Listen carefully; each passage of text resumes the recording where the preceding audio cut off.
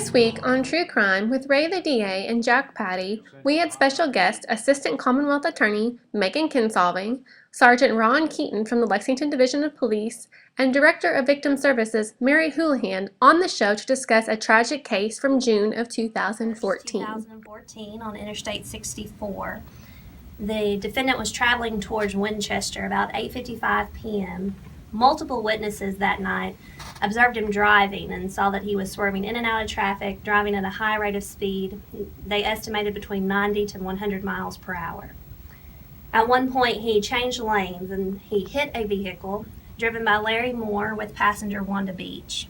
When he hit that vehicle, he flipped the vehicle multiple times.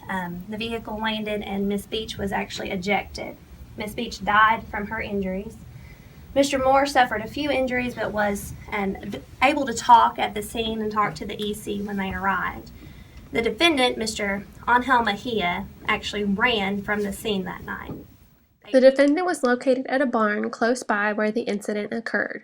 He was then taken to the hospital to make sure he didn't have any injuries.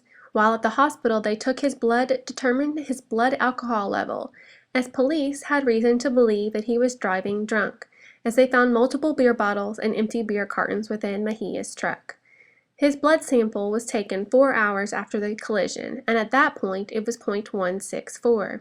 Investigators were then able to extrapolate backwards to determine his blood alcohol level at the time of the incident.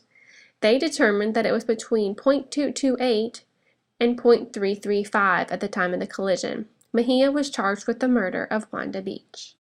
In July of 2015, Mejia entered a guilty plea to the murder charge, and on December 11, 2015, Mejia was sentenced to serve 20 years and will not be eligible for parole until he serves at least 17 and a half of those years. If you'd like to listen to the entire episode, please click the link below. See you next week on True Crime.